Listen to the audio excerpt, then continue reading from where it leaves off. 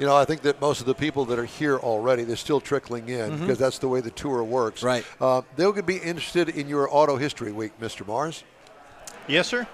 So Did I wake you up down there? No. I was just there was some things here.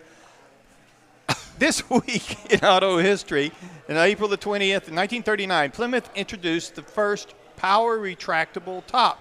Now, a lot of people think about the Ford. Ford had a very popular model. I think it was 57, 58, something like that. Yeah, it was very popular where the top retracted down into the trunk. Well, this was actually introduced by Plymouth in 1939. That is not a 1939 Plymouth. No, it was introduced in 1939. Yeah. That's as close as I got. They introduced that is a Plymouth, but it's not a 1939. Well, that's one that folds down into the trunk. Right. Didn't the Ford have one where it had like 132 servos or yes. something? Yeah, that's some the one everybody remembers. Number. Right. Yeah.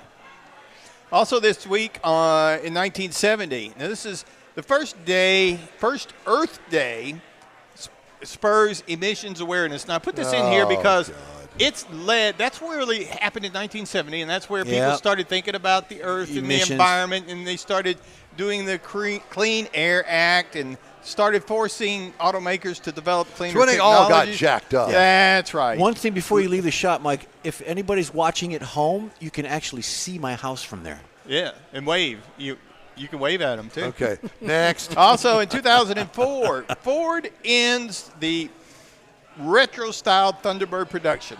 It was reintroduced in 2002. Despite the initial enthusiasm, sales quickly declined, and the 11th generation Thunderbird was phased out after just 3 model years. Did you ever drive that car? I never. That was one of the first cars I drove when I started doing reviews. Yeah. That was the worst thing that I think that I drove in my entire career of reviewing And he cars. never gives bad reviews. Imagine that. God, that car is awful.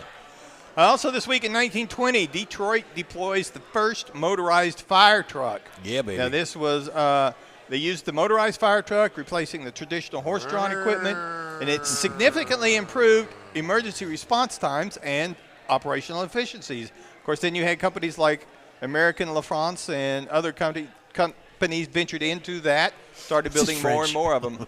He said La France. He said La France. That's what it says. It's La France. La France. He's bilingual. God.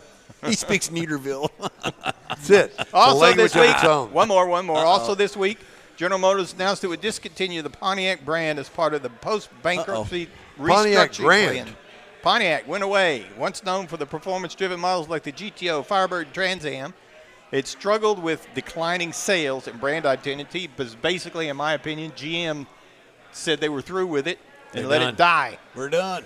2010 G6 was the last Pontiac built that came off the show line. What a shame didn't that have a pick of was. that, so Make that the last car. God. Golly. Well, if you're going to go out, you might as well go out bad. So. I guess so. That was this week in auto history. Thank you, sir. Tariffs will